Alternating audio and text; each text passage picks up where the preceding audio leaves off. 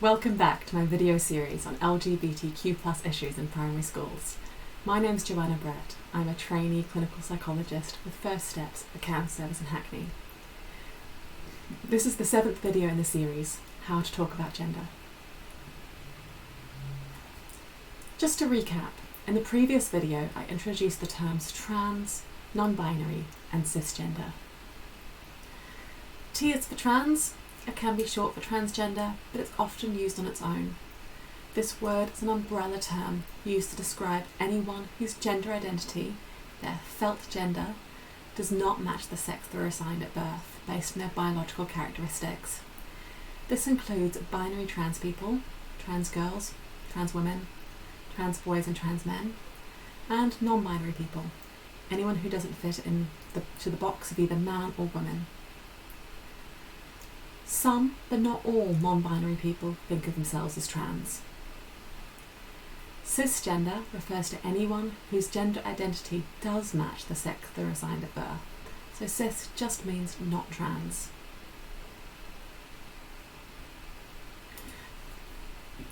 Talking about gender, especially to someone who's struggling with their gender identity, can be really challenging.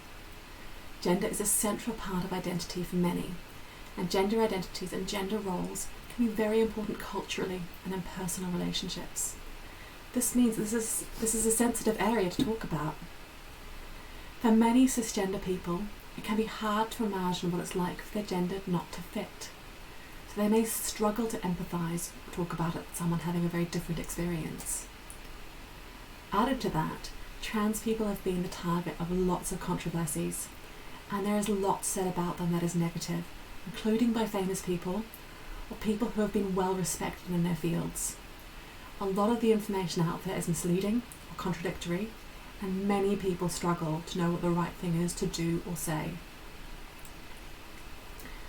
My aim in this video is to give you a tool to help you talk about gender in a way which reduces reliance on gender stereotypes, broadens out children's understanding of gender rules, doesn't take the position that any one particular way to experience gender is preferable or normal compared to another, and encourages playfulness, curiosity and self-reflection. This tool is called the Gender Unicorn. So as you'll see here, the Gender Unicorn has 5 aspects. You can use these ideas to talk to someone about how things are now, or about how they might like things to be in the future. The first one is gender identity. This is the felt sense of what your gender is.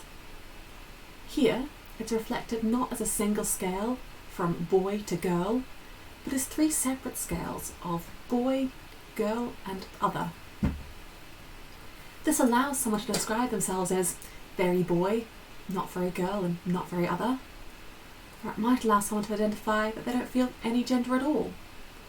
Or it might allow someone to have a lot of fun thinking about what a gender might feel like that is neither boy nor girl, but something else.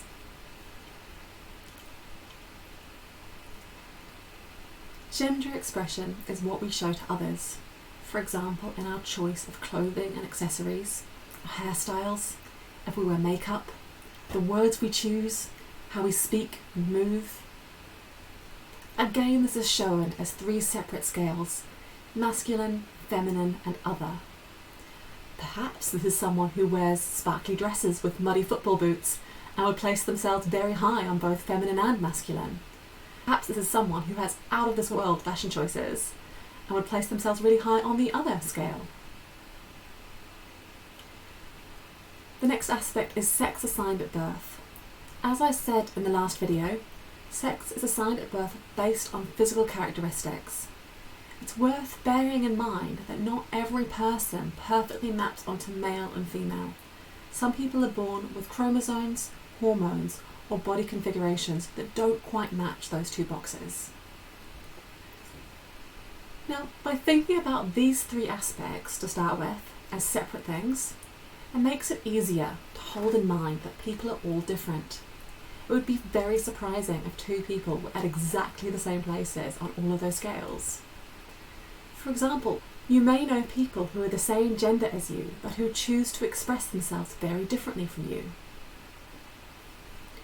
It also highlights that we don't have to match on these areas. Rating high on feminine for gender expression, for example, doesn't mean someone couldn't also rate high on boy for gender identity. Thinking about things this way also makes it easier to understand how these aspects may change over time, because we're no longer looking at them as a single fixed category. This all serves to break down gender rules and gender stereotypes. The gender unicorn also contains the aspects physically attracted to and romantically attracted to. I won't go into this in detail here, but it can be useful to think about these things as separate from gender, so that people don't assume just because of their gender that they're expected to manifest a particular kind of attraction to others. It can also be useful to focus not just on who someone's attracted to, but how much they might be attracted. This means that we don't treat heterosexuality as inevitable and desirable, and also we don't treat any romantic relationship as inevitable and desirable. Different kinds of relationships are viewed as different, rather than as better or worse.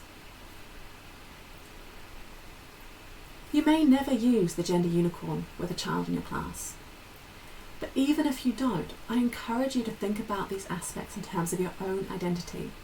It can be an interesting exercise, and as you talk it through with yourself, you'll also be getting more comfortable thinking about and using words and terms that can help you through a conversation with someone who's not sure about their gender. If you do find yourself in a conversation with someone about gender, the important things to remember are to throughout the conversation be calm, kind and straightforward.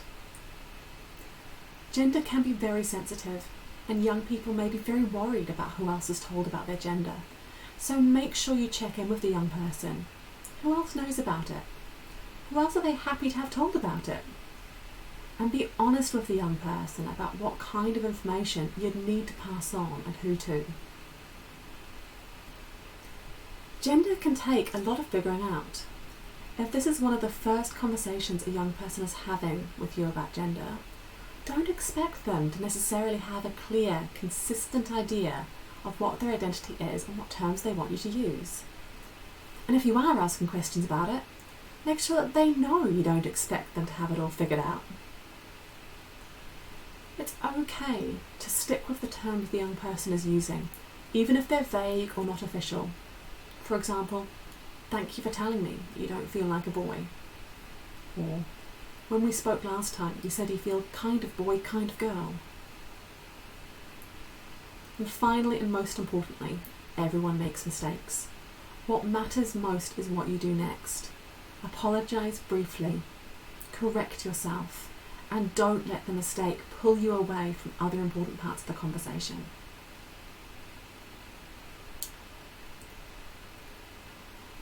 For more information on supporting a child who has questions about their gender, Mermaids, a charity supporting trans youth, have a resources page for professionals, including teachers, as well as an extensive glossary explaining useful gender and transition-related terminology.